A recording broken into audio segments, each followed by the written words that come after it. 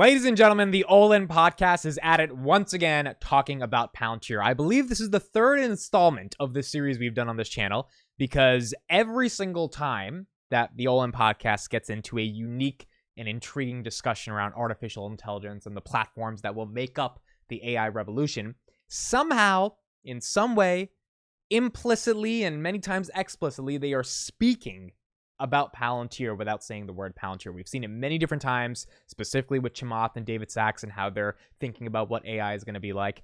But they never mentioned the word Palantir. I got messaged probably like 10 or 15 times over the weekend after this episode recently dropped around this specific segment, where it seems like they're basically describing the entire value proposition of AIP.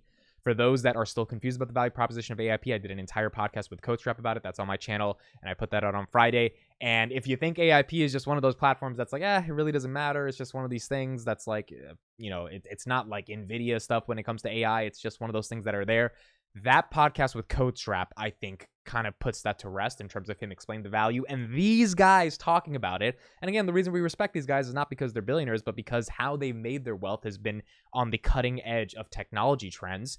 It seems like the way they're talking about it also signifies and validates and legitimizes how important AIP or a product like AIP ultimately can be in the future.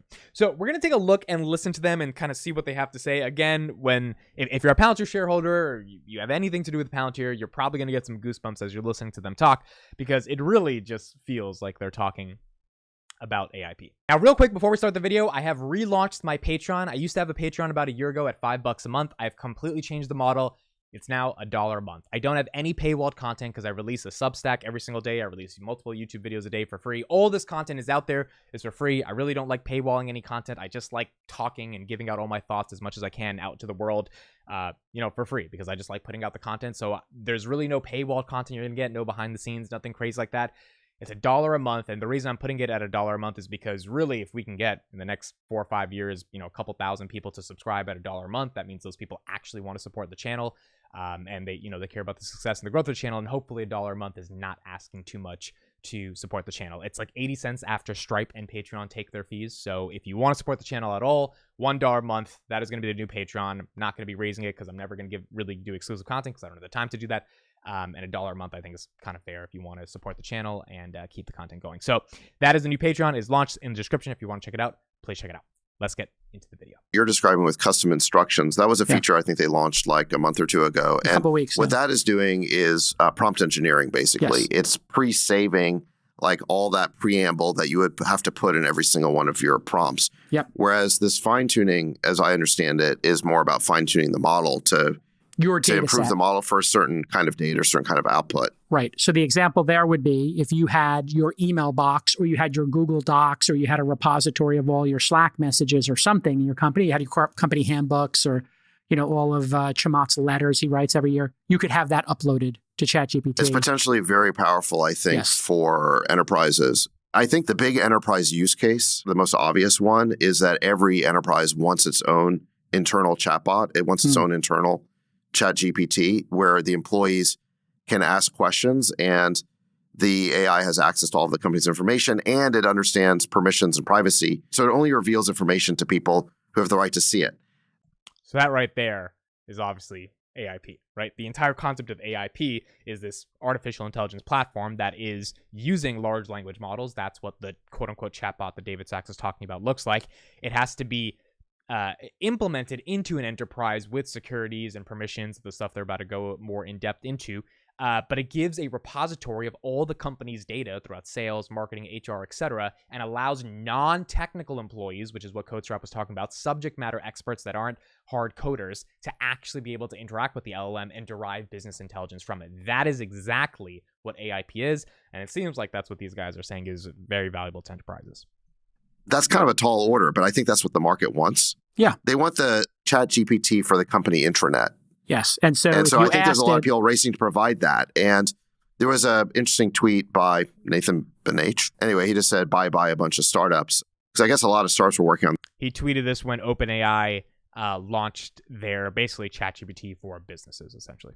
This fine-tuning problem. That may be too glib a reaction. Because I think there's just a lot of enterprises who do not want to share all of their corporate information with OpenAI. Of course. What if it's HR information? Then you have people asking, like, who are the most overpaid people in this company? What if it's like the badge information and how many hours people are working? Or that's more about permissions, Jason. But even if OpenAI could nail the permissions problem, I think there's just a lot of enterprises who will not want to trust their data to OpenAI. Yes, they're going to be afraid about where it goes. This is why I think open source is taking off in a big way, is that I think big enterprises would much rather roll their own models and control it and do the fine tuning. And that's why they're using tools like Mosaic and Hugging Face. They want to have control over it themselves. That's an excellent point. And that has implications as well into the hardware, which is also probably a good jumping off point for ARM, because what you said is exactly must happen for the integrity of an organization to want to use these things. And if that happens, then it just further accelerates, I think, how the hardware will get abstracted and, frankly, quasi-open sourced as well. All right, let's talk Facebook. So this is really interesting, right? A couple of key points that they discussed that I thought was unique. Number one is this idea that every enterprise is going to want some type of product like this. It makes sense. That's why we see Palantir having 400 customers in the pipeline.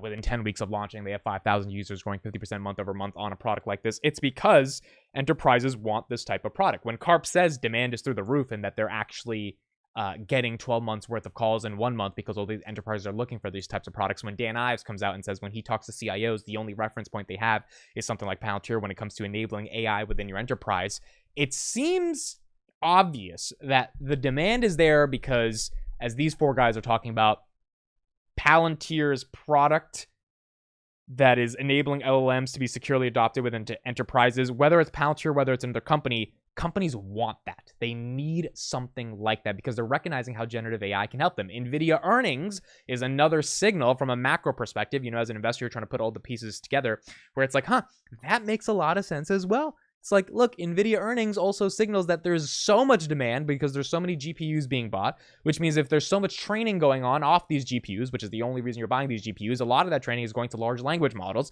A lot of those large language models ultimately are going to be implemented into enterprises to be able to help them with repositories of their information to derive business intelligence. So you've got Karp saying there's a crap ton of demand. You got Dan Ives, one of the most famous equity analysts, saying there's a crap ton of demand based on who he's talking to. You've got hard numbers from NVIDIA proving the market wants this demand. And then you got four really smart people on the All In podcast basically saying, look, it seems like enterprises, the real tall order, the use case for enterprises is a repository of all their information that they can engage with in a meaningful way. The other thing that's really important here is what David Sachs says about companies not wanting to share their information with Microsoft. I think this is a big concern here.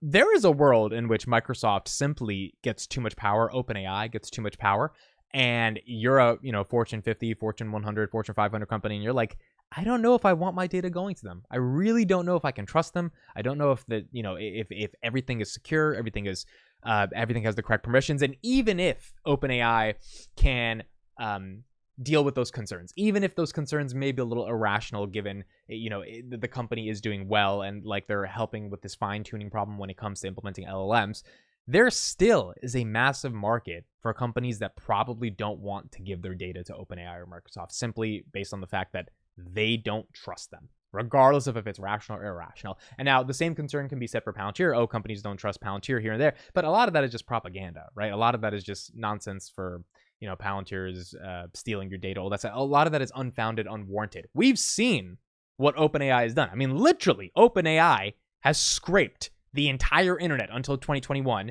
taken every single article they could get their hands on, and give zero credit to the content publishers. This is why advertising agencies aren't able to use ChatGPT for their creative, because let's say you're a creative producer in an advertising agency and the client says, hey, we want the advertising to look like this, and then you use ChatGPT to come up with some copy. If that model is trained on someone else's work, on someone else's content, and there's no credit given to them, and then you use it as your original piece of work for an advertising agency, and there's a Fortune 500 ban, and then somehow that person finds out, and then they sue the advertising company for using their work without giving them any compensation for it, it's a really tricky situation. And I've heard from advertising agency interviews, CEOs that have just interviews on YouTube that I've watched saying that they cannot use ChatGPT for this reason.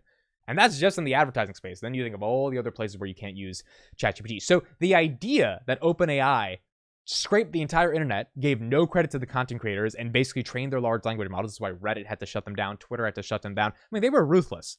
And one could argue they had to be ruthless, but they were ruthless. The idea that you would trust them with company-sensitive data and act as if nothing would happen, it's not like something definitely is going to go wrong, but it's just left a bad taste in a lot of enterprises' mouths. And David Sachs, the guy who was making this argument, he sold a company to Microsoft, Yammer, for $1.2 billion.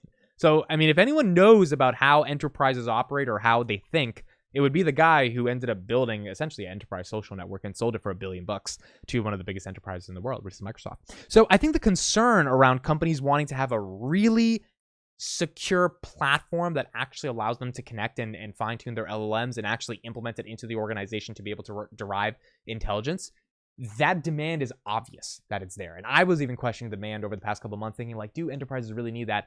After I've listened to Dan Ives and CodeStrap and Karp and really connected to the dots, it seems like this is the future. And obviously NVIDIA earnings proved it a lot as well. The question then becomes, can Palantir capture that market? And what these guys are talking about in the video is basically a company that has the ability to secure the data and guarantee that it will not be misused or, maligned in any type of way. And I don't know what other company exists that's actually doing that at scale other than Palantir, especially a company that is on the ground, it's running, it's not acquiring other software companies, it's not like trying to fill in the dots, it's like the product is there, it is out, it is being used by 100 organizations on this very day. I don't know what other company is better to capitalize on that other than Palantir. So those are my thoughts. It's going to be super interesting to kind of see how this plays out. Obviously, Palantir's AIP, this is the future of the company. And again, All In Podcast seems like they're talking about Palantir. Now, why don't they ever mention Palantir? My weird tinfoil hat theory is they have Palantir stock and they don't want to act as if they're pumping Palantir stock or mention Palantir stock, or Palantir is associated with Peter Thiel and they kind of don't want to bring that whole conversation up. But I don't know. It would be really interesting. Let me know in the comments if you think any of these four guys own Palantir stock. David Sachs is very close with Peter Thiel. Peter Thiel invested in Chamath's founders in his social capital fund back in 2011. He was one of the first checks in. So I kind of think these guys are smart enough to know where the market's going and what companies are actually going to play a role in this, but maybe they don't. Maybe they're just talking about it and they have no idea that Palantir implicitly or explicitly is the result of the conversations that they're having. So thank you guys so much for listening, watching. I will see you guys in the next one, and leave a comment below on what you think about the All In Podcast and these guys basically talking about Palantir without talking about Palantir. See you in the next one.